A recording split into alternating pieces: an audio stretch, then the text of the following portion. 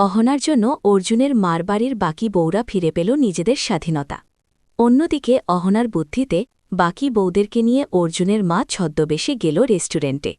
Hello বন্ধুরা, বড়লোক বাড়ির ছোট বউ ধারাবাহিকের আগামী পর্বের আপডেট নিয়ে চলে আসলাম আপনাদের মাঝে। বড়লোক বাড়ির ছোট বউ ধারাবাহিকে আপনারা দেখতে পারবেন, দেখা যায় সেজ বউ সাইকেল চালাচ্ছে আর অর্জুনের মা পেছনে বসে রয়েছে আর সকলে অনেক মজা করছে। অর্জুনের মা ওদেরকে বলে, আরে তোমরা এত জোরে জোরে হাসছ কেন? প্রতিবেশীরা যদি শুনতে পায় তাহলে কি হবে? অহনা বলে, আরে মা, আমরা তো শুধু হাসছি, আমরা কি কাঁদছি নাকি? আর যদিও কেউ আমাদেরকে দেখে নেয় তাহলে এটাই বলবে যে শাশুড়ি বৌমার কত ভালো জুটি হয়েছে। সবাই তো প্রচণ্ড খুশি ছিল। সেজ বউ তখন সবাইকে বলে, তাহলে আমি কিরকম সাইকেল চালালাম? অহনা বলে, খুব সুন্দর হয়েছে। অর্জুনের মা অহনাকে বলে, চল তুই তাড়াতাড়ি নিজের নাচ শুরু কর। আর মেজ বউকে বলে, আর তুই কি করবি? তুই কি এখানে কবাডি খেলবি? মেজ বউ বলে, এখানে আমি কবাডি কিভাবে খেলব? মানে তোমরা তো খেলতে পারবে না আমার সাথে, কিন্তু আমরা কিট খেলতে পারব।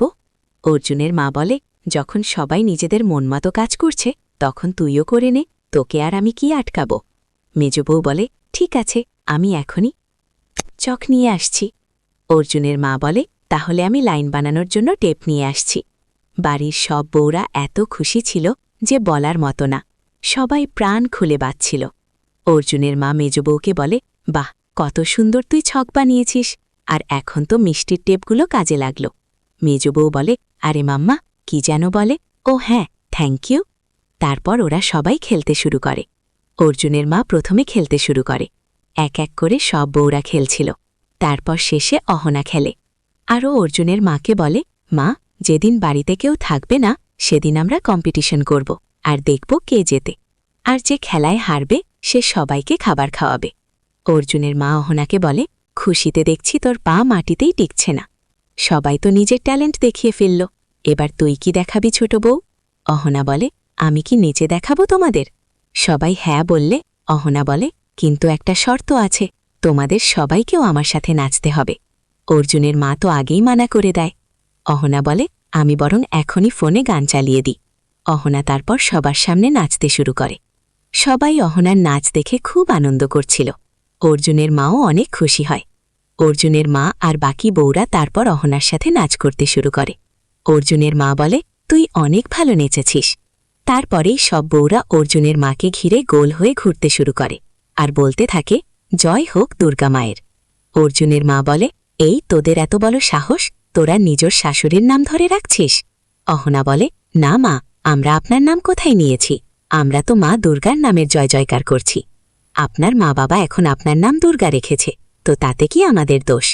আমি তো মা দুর্গার নাম জপ করতেই থাকব, তাই তোমরা সবাইও আমার সাথে বলো, জয় হোক দুর্গা মায়ের। পরের সিনে দেখা যায় সবাই মিলে খাবার খাচ্ছিল। অহনা ও শাশুড়িকে বলে, মা, আপনি বলেছিলেন না যে আপনি কখনো কোনো রেস্টুরেন্টে খাবার খাননি?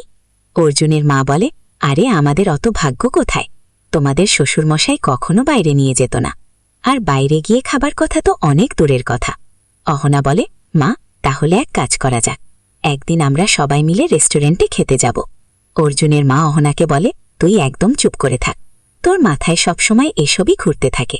তখনই বড় বউ বলে, কিন্তু মা, আমি তো এরকম জায়গায় কখনো খাবার খেতে যাইনি।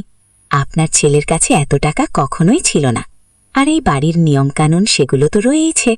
হ্যাঁ, তবে মা, আপনি জানেননি মিতা বাইরে রেস্টুরেন্টে খেতে গেছিল টুকুন ঠাকুরপুরের সাথে। কিরে মিতা, বল মাকে, মায়ের থেকে লুকাচ্ছিস কেন? সেজ বউ বলে, হ্যাঁ, 2-3 বার আমরা বাইরে খাবার খেতে গেছিলাম, আর জানো তোমরা ওখানকার খাবারগুলো কত টেস্টি হয়? আমার তো এখনও মুখে লেগে রয়েছে। আর অনেকগুলো ডিশ আমরা অর্ডার করেছিলাম, আমি তো এখনও ভুলতেই পারি না, কত সুস্বাদু খাবার ছিল। অর্জুনের মা বলে, কিন্তু একটা কথা বল, আমাদের কাছে এত টাকা কোথা থেকে আসবে? অহনা বলে, মা, আপনি টাকার কথা একদম চিন্তা করবেন না, আর আমরা বাইরে বেশি খাবার খাবো না, অল্প অল্প খাবো, তাহলে ম্যানেজ হয়ে যাবে। তখনই মেজ বউ বলে, না না, আমরা যদি সবাই একসাথে যাই আর ধরা পড়ি তখন কি হবে? অর্জুনের মা বলে, বাড়িতে এত লোক রয়েছে, আর আমি তোমাদের রেস্তোরাঁয় কিভাবে নিয়ে যেতে পারবো? তখনই সব বউরা হাসতে শুরু করে।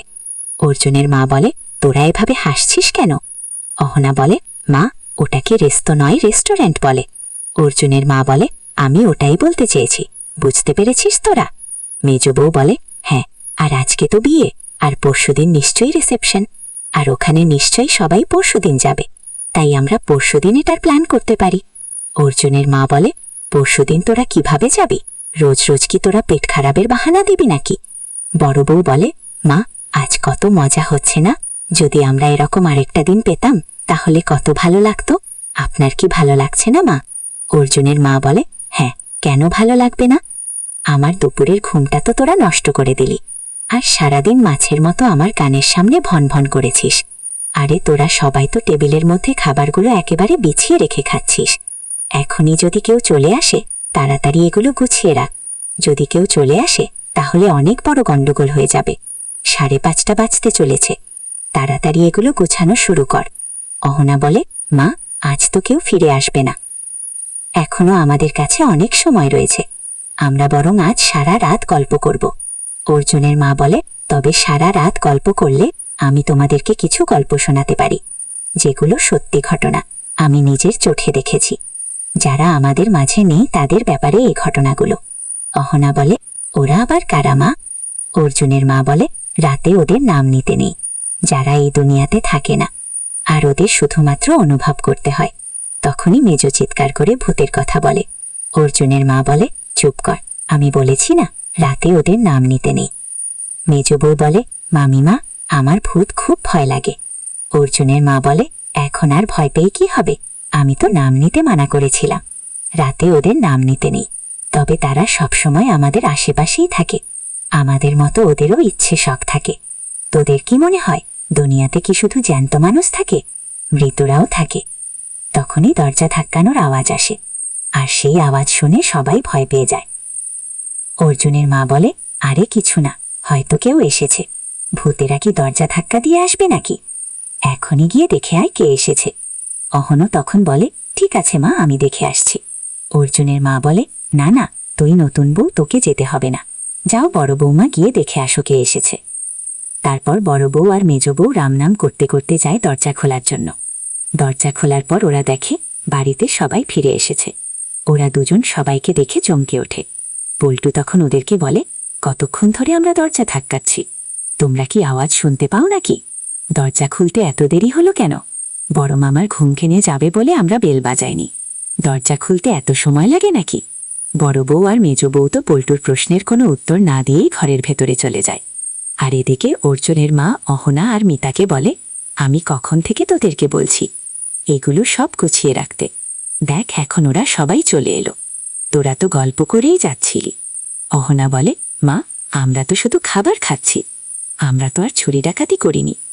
অহনার শাশুড়ি বলে, আরে তোরা কি ভুলে গেছিস সকালে পেট ব্যথার নাটক করেছিলিস সবার সামনে, আর এখন এসব খাচ্ছিস? ওরা দেখে কি বলবে? অহনা বলে, মা, পেটের ব্যথা কি সারাক্ষণ থাকবে নাকি?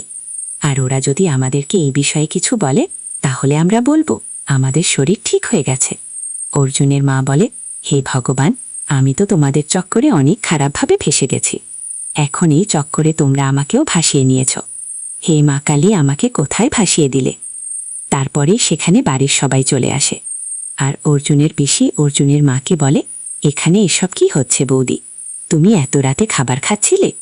আরে ঘিয়ের গন্ধ তো বাড়ির চারদিকে ছড়িয়ে পড়েছে। হ্যাঁ, এবার আমি সবকিছু বুঝতে পারছি। তখনই বড় বউ বলে, না না পিসিমা, আপনি ভুল ভাবছেন, আসলে আপনারা বিয়ে বাড়িতে গেছিলেন, আর আমরা তো বাড়িতেই ছিলাম, তাই আমাদেরও ইচ্ছে হচ্ছিল যে আমরা ভালো কিছু খাই, সেই জন্যই আমরা পরোটা হালুয়া এসব বানিয়েছিলাম। পল্টু বলে, তোমাদের সবার খারাপ হয়ে গেছিল না, আর তোমরা এখন এই সব খাচ্ছ। অহনা বলে, হ্যাঁ, আমাদের পেট খারাপ হয়েছিল, কিন্তু পেট ঠিকও তো হতে পারে, আর আমরা সকাল থেকে কিচ্ছু খাইনি, এখন শরীর ভালো লাগছে, তাই ভাবলাম একটু ভালো খাবার খাই, আর মায়েরও তো শরীর ঠিক আছে, তাই মাও এই খাবারগুলো খেতে পারবে। তখনই অর্জুন বলে ওঠে, অহনা, সকালে তুমি পেট ব্যথায় কাতরাচ্ছিলে, কষ্ট পাচ্ছিলে, আর এখন রাত্রিবেলা ঘিয়ে ভাজা পরোটা খাচ্ছ, এই ব্যাপারটা আমি ঠিক বুঝলাম না, তুমি একটু বলবে আমাকে এসবের কি দরকার ছিল? অহনা বলে, এখন আপনারও আমাদের খাবার নিয়ে সমস্যা রয়েছে, আপনারা নিশ্চয়ই বিয়েবাড়ি থেকে কিছু খেয়েই এসেছেন, যাই হোক ছাড়ুন এসব। আর আপনারা বলুন, আপনারা বিয়েবাড়ি থেকে হঠাৎ করে বাড়ি ফিরে এলেন কেন? অর্জুনের কাকি বলে, হঠাৎ করে এসেছি মানে? তোর কি আমাদের আসার কারণে সমস্যা হচ্ছে? অহনা বলে, না কাকিমা, কোনো সমস্যা হচ্ছে না।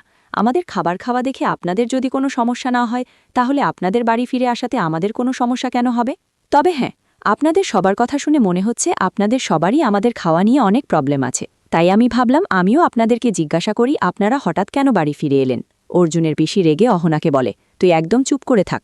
বড় বড় কথা বলা ছাড়া আর তো কিছু করতে পারিস না। এই বাড়ির লাগাম তো এখনো পর্যন্ত বড় বৌদির হাতেই রয়েছে, তাহলে বড় বৌদি কিছু বলছে না কেন? আর বড় বৌদি বা এখন কি বলবে? বৌদি তো নিজেই বৌমাদের সাথে বসে মজা করে হালুয়া আর পরোটা খাচ্ছিল। সত্যি, ছোট বৌদি, আমাদের বাড়িতে একেবারে ঘোর কলি আরম্ভ হয়ে গেছে। তবে বড় বৌদি, একটা কথা বলতো, এই পরোটা আর হালুয়া খাওয়ার প্রোগ্রামের জন্য তুমি রাজি কিভাবে হলে? আর এসব খাবার জন্য টাকা কোথা থেকে এলো? এই কথা শুনে অর্জুনের মা রেগে বলে ওঠে, ব্যাস ঠাকুরজি, আর ঠেস মেরে কথা বলতে হবে না তোমাকে। আর আমরা কি সারা বছর পরোটা আর হালুয়া খাই নাকি যে তুমি এত কথা শোনাচ্ছ? আজ একদিন খেয়েছি বলে তোমার কি অনেক সমস্যা হচ্ছে? তখনই টুকুন বলে ওঠে, আরে থামো থামো, এত ঝামেলা করো না তোমরা। এইসব কিছু খাওয়ার জন্য টাকা আমি দিয়েছিলাম। এইসব খাবারের টাকা সংসারের টাকা থেকে নেওয়া হয়নি। আমরা সবাই তো বিয়ে বাড়িতে যাচ্ছিলাম, ওখানে আমরা কত ভালো ভালো খাবার খেয়েছি, তাই যাওয়ার সময় আমি বড় মায়ের হাতে কিছু টাকা দিয়ে গিয়েছিলাম। আর আমি খুব ভালো মতোই জানি বড় মা তো নিজের ভালো কিছু কখনোই খায় না, নিশ্চয়ই বৌমারাই জেদ করেছে, তাই এসব রান্না হয়েছে। কিন্তু আজ এসব দেখে আমার খুব খুশি হচ্ছে। বড় মা কতদিন পরে নিজের পছন্দের খাবার খাচ্ছে, আর বড় মায়ের খুশি থেকে বড় আমার কাছে আর কিচ্ছু নয়। তারপরে অর্জুনের মা সবার সামনে বলতে থাকে, আজ আমরা একটু নিজেদের ইচ্ছে মতো খাবার খেয়েছি বলে কত কথা শুনতে হচ্ছে সবার থেকে। আমি তো নিজের চোখে বিশ্বাস করতে পারছি না, আমি এসব কি দেখছি। এটা আমার সংসার, যে সংসারকে এত বছর ধরে আমি বুক দিয়ে আগলে রেখেছি। তোমরা আমাদেরকে একটু হালুয়া আর পরোটার জন্য এত কথা শোনাচ্ছ, এইসব খাবার জন্য আমাদের কৈফত দিতে হচ্ছে।